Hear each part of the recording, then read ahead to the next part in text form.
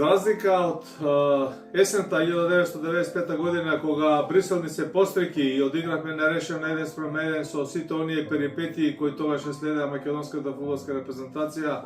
овој пат, речиси 30 и кусур години подоцна, Брисел некако не ни се постреки кога е во прашање жребката за циклусот на Лигата на нациите. Во седиштето на Белгија, во присуство на 4 члена делегација на Фудбалската федерација на Македонија, предводена од председателот Масаро Мерагич, спортскиот директор на сите селекции Горан Пандев и генералниот секретар Леонид Андриевски, македонската фудбалска репрезентација ја доби најтешката група во Лигата Б, кога е во прашање овој циклус на квалификации на Лига на нации. Зошто велиме најтешка? Ако жребката која беше под менторство, покровителство на славниот Патрик Виера, ни донесе во групата две репрезентации кои веќе директно се пласира на завршницата на светското фудбалско првенство, а зборуваме за репрезентациите на Швајцарија и Шкотска, и башка во нашата група заедно со Република Македонија и репрезентацијата на Словенија, можеме да кажеме дека ова е исклучително тешка група и навистина еден голем, вистински, спортски, фудбалски предизвик, како за Фудбалската федерација на Македонија, така и за веќе условно кажано новиот селектор Гоце Седловски. Не попусто велиме вака, бидејќи во другите групи од Лигата Б, каде што се најде Македонија во овој шешир и каде што беше извлечена жребката, нема повеќе од една репрезентација која директно се пласираше на светското фудбалско првенство, а токму раката на Патрик Виера или желбата на нашите посака и ни донесе две репрезентации, ќе повторам, кои ќе играат на Мундијалот во Америка, Мексико и Канада, а кои веќе од септември ќе се надпреваруваат во Лигата на нациите заедно со нашата фудбалска репрезентација, репрезентацијата на Македонија. И секако дека ова, барем вака првичен печаток, неполни 15 на 20 минути после жребката која ја следевме во Брисел и реакциите на популарниот масар на нашиот председател на Фудбалската федерација, кој се држи за глава, и можете да го видите тоа на снимките кои ги види и цела Европа, навистина има свое место и, да не кажам, своја фудбалска загриженост. Од друга страна, тоа не треба да носи песимизам кога е во прашање настапот во овој циклус на Лигата на нациите, бидејќи она што е за нас е веќе поминато, бевме убедливо најдобри, бевме први во нашата група во Лигата на нациите С. Сега сме степен повисоко, благодарејќи на поранешниот селектор Благоја Боби Милевски,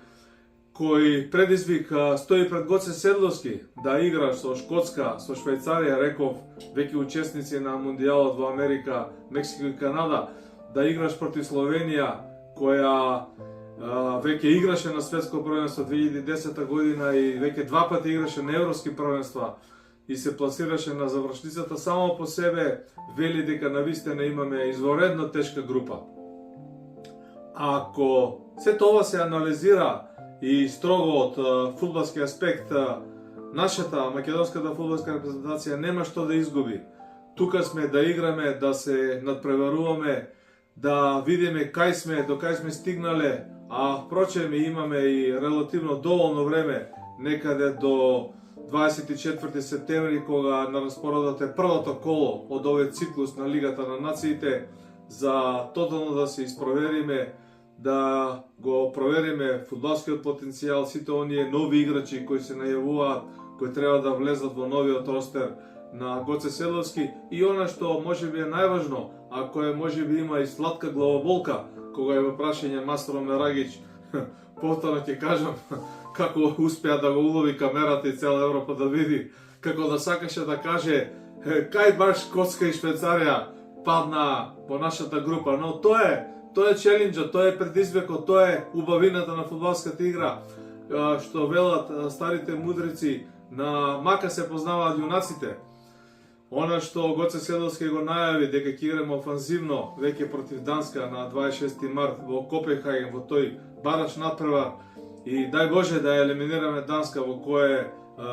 многумина реални оптимисти веруваат дека во вакви фудбалски надпревари, нокаут надпревари, се може да се случи, само ќе покаже и ќе докаже каде е Македонија и колку е подготвена кога е во прашање новиот циклус на Лигата на нациите. Да финишираме со термините.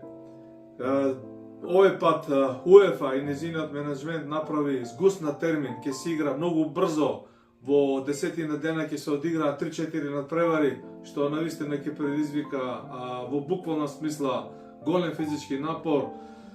Циклусите се септември, октомври и ноември, за нецели 3 месеци, целиот овој, да кажам, почеток на циркусот фудбалски во позитивна смисла. Лигата на нациите почнува септември, преку октомври завршува во ноември, а финишира со праваците во групите по одредени лиги А, Б, С и Д, нели, некаде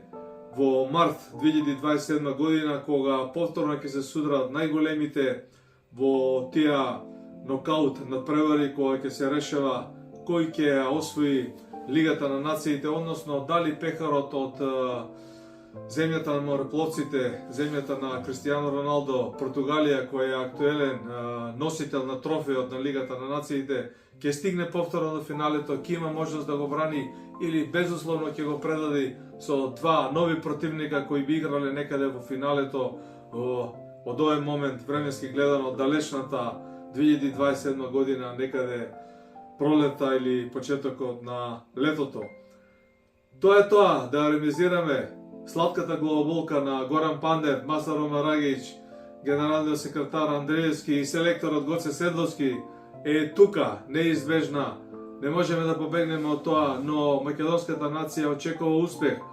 Зошто да не излеземе на Мегдан, да го земеме штитот и да тргнеме напред во борба против Шкотска, против Швајцарија, реков, двајца учесници на активниот мондијал кој е пред нас летово, и на Словенија, која во оваа прилика со цела почит кон змаечките и кон нивните фудбалски квалитети и кон нивните фудбалски капацитети, ни биле и стари муштери, сме знаеле да ги победиме со 4-1, во Крајин да ги победиме со 3-0,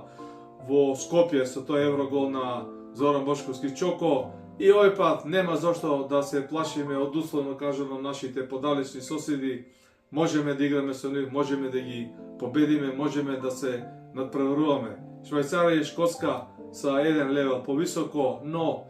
фудбалот не би бил магија ако не веруваме дека можеме и Шкотска и да не речеме Швајцарија да ги победиме, не мора да ги надиграме, меѓутоа тоа е фудбалот, тоа е магијата на фудбалот, тоа е системот на Лигата на нациите, преку кој во изминатиот циклус како прво пласирани, меѓутоа во Лигата С, едно ниво подолу, успеавме да стигнеме до првото место, кое ни обезведи, кое